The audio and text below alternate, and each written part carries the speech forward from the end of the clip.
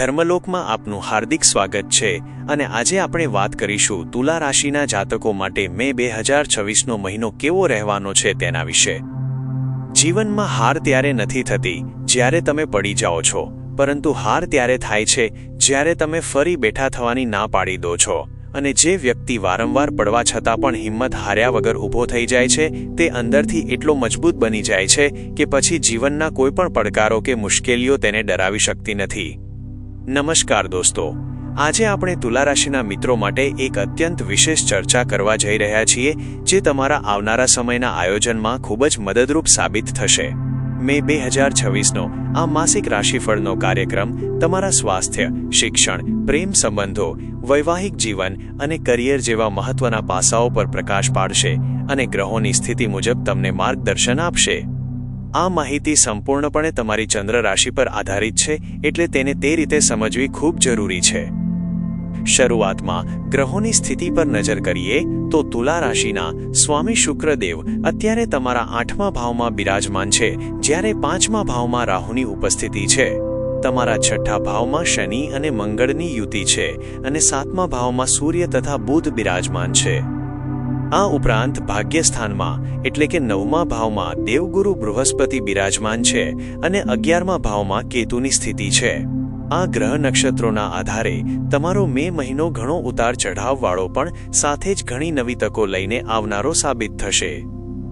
સૌથી પહેલા તમારા સ્વાસ્થ્યની વાત કરીએ તો આ મહિનામાં તમારે તમારા ખાનપાન પ્રત્યે અત્યંત જાગૃત રહેવાની જરૂર છે, કારણ કે 5મા ભાવમાં રાહુ અને 6ઠ્ઠા ભાવમાં શનિ મંગળની સ્થિતિ પેટને લગતી સમસ્યાઓ તરફ ઇશારો કરે છે।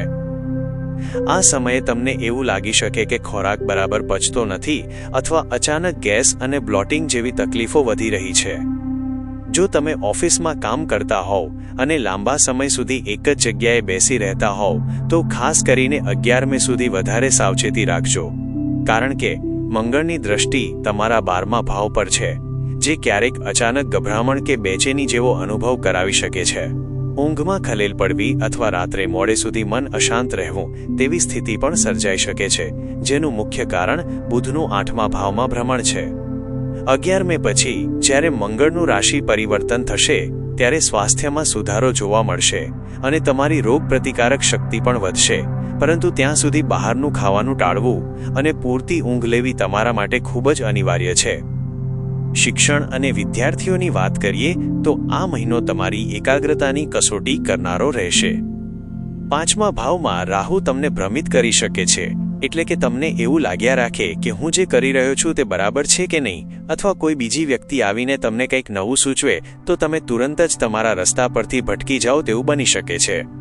રાહુ એક છાયા ગ્રહ હોવાથી તે તમારા અર્ધજાગ્રત મનમાં સતત વિચારોનો વંટોળ ઊભો કરશે, જેના કારણે તમે કોઈ એક નિર્ણય પર ટકી નહીં શકો। જો તમે ઉચ્ચ અભ્યાસ માટે કોઈ બીજા શહેર કે વિદેશ જવાનું વિચારી રહ્યા હોવ તો આ મહિને તેના માટે કોઈ ચોક્કસ યોજના બની શકે છે અથવા તમે તે દિશામાં આગળ વધી શકો છો। શનિની 12મા ભાવ પરની દ્રષ્ટિ બતાવે છે કે તમે તમારા અભ્યાસના હેતુથી ઘરથી દૂર જવાનું આયોજન કરી શકો છો, જે લાંબા ગાળે તમારા માટે ફાયદાકારક રહેશે, પણ શરત એટલી કે તમારે બીજા લોકોની વાતોમાં આવ્યા વગર તમારા પોતાના લક્ષ્ય પર ધ્યાન કેન્દ્રિત કરવું પડશે। પ્રેમ અને સંબંધોની વાત કરીએ તો તુલા રાશિના જાતકો માટે મે મહિનામાં લાગણીઓ તો ખૂબ રહેશે, પણ સાથે જ ગુસ્સો પણ હાવી થઈ શકે છે। સૂર્ય, મંગળ અને ગુરુની દ્રષ્ટિ તમારા પ્રથમ ભાવ એટલે કે તમારા વ્યક્તિત્વ પર પડી રહી છે, જેના કારણે તમારો સ્વભાવ થોડો જિદ્દી કે આક્રમક બની શકે છે। તમે ક્યારેક તમારા પાર્ટનર પર નાની નાની વાતોમાં ગુસ્સે થઈ જાઓ અને પછી તમને પસ્તાવો થાય કે મારે આવું નહોતું બોલવું જોઈતું તેવી સ્થિતિ સર્જાઈ શકે છે। શુક્ર અને શનિનો જે સંબંધ બની રહ્યો છે તે પ્રેમ સંબંધોમાં મજબૂતી તો લાવશે જ, પણ રાહુના કારણે મનમાં ક્યારેક શંકા કે વહેમ જન્મી શકે છે। આ સમયે જરૂર છે કે તમે તમારા પાર્ટનર પર વિશ્વાસ રાખો અને કોઈ પણ વાતને વગર વિચારે બોલતા પહેલા 2 વાર વિચારો। જો તમે તમારા અહંકાર અને ક્રોધ પર કાબૂ રાખશો તો આ મહિનો રોમેન્ટિક દ્રષ્ટિએ સારો સાબિત થઈ શકે છે। લગ્ન જીવન વિશે વાત કરીએ તો 11 મે પછીનો સમય તમારા માટે ખૂબ જ સુંદર દેખાઈ રહ્યો છે, કારણ કે 7મા ભાવમાં રૂચક રાજયોગનું નિર્માણ થઈ રહ્યું છે। આ રાજયોગ તમારા જીવનસાથી માટે ખૂબ જ નસીબદાર સાબિત થશે અને તેમને પોતાના કાર્યક્ષેત્રમાં મોટી સફળતા કે આર્થિક લાભ મળી શકે છે.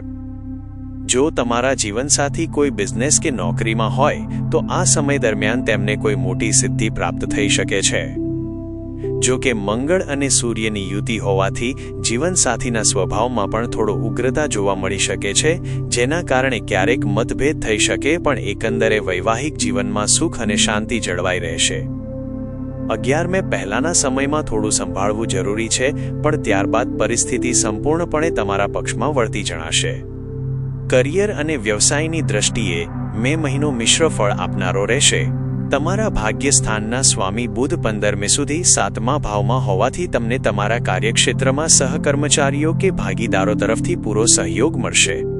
જો તમે લાંબા સમયથી નોકરી શોધી રહ્યા હોવ તો 15 મે પહેલા અથવા 20 મે સુધીમાં તમને કોઈ સારો અવરોધ દૂર થઈને નવી તક મળી શકે છે. કારણ કે સૂર્ય આ મહિને પોતાની ઉચ્ચ રાશિમાં હોવાથી તમને સરકારી કામકાજ કે મોટી સંસ્થાઓમાં લાભ અપાવી શકે છે. 15 મે પછી બુધનું 8મા ભાવમાં જવું થોડા ખર્ચાઓ વધારી શકે છે અથવા ભાગ્યનો સાથ મેળવવામાં થોડો વિલંબ કરાવી શકે છે. વેપારમાં રોકાણ કરતી વખતે 15 મે સુધીનો સમય શ્રેષ્ઠ છે. ત્યારબાદ કોઈ પણ મોટો આર્થિક નિર્ણય લેતા પહેલા નિષ્ણાતની સલાહ લેવી હિતાવહ રહેશે. તમારા પર અત્યારે કોઈ સાડાસાતી કે ઢૈયા નથી, જે તમારા માટે ખૂબ જ રાહતના સમાચાર છે અને તમે તમારી મહેનતથી ધાર્યા પરિણામો મેળવી શકશો. આ મહિનાને વધુ શુભ બનાવવા માટે તમારે કેટલાક સાદા પણ પ્રભાવી ઉપાયો કરવા જોઈએ. દરરોજ બુધના બીજ મંત્ર ઓમ બ્રામ બ્રી બ્રૌ સહ બુધાય નમઃ નો 108 વાર જાપ કરો, જેનાથી તમારી નિર્ણય શક્તિ વધશે. આ ઉપરાંત હનુમાન ચાલીસાના પાઠ કરવાથી મંગળ અને શનિના નકારાત્મક પ્રભાવો દૂર થશે અને તમને માનસિક શાંતિ મળશે. શનિદેવના આશીર્વાદ મેળવવા માટે ઓમ પ્રા પ્રી પ્રૌ સહ શનૈશ્ચરાય નમઃ મંત્રનો પણ નિયમિત જાપ કરવો જોઈએ. આ ઉપાયો તમને આવનારી મુશ્કેલીઓ સામે લડવાની શક્તિ આપશે અને તમારા જીવનમાં સકારાત્મકતા લાવશે. વિશ્વાસ રાખો કે આ ગ્રહ દશા તમને માત્ર શીખવવા માટે આવી છે અને તમારી હિંમત જ તમને વિજય અપાવશે. અમને આશા છે કે આ માહિતી તમને તમારા જીવનના નિર્ણયો લેવામાં મદદરૂપ થશે. જો તમને આ વિડીયો ગમ્યો હોય તો તેને લાઇક કરજો અને તમારા મિત્રો કે જેઓ તુલા રાશિના છે તેમની સાથે ચોક્કસ શેર કરજો. આવા જ આધ્યાત્મિક અને જ્યોતિષીય માર્ગદર્શન માટે અમારી ચેનલ સાથે જોડાયેલા રહો. તમારા મનમાં કોઈ પ્રશ્ન હોય તો કોમેન્ટ બોક્સમાં જરૂર લખજો, જેથી અમે તમને યોગ્ય માર્ગદર્શન આપી શકીએ. ફરી મળીશું એક નવા વિષય સાથે. ત્યાં સુધી રજા આપશો. ધર્મલોક પરિવાર તરફથી આપ સૌને ખૂબ ખૂબ શુભકામનાઓ અને હર હર મહાદેવ.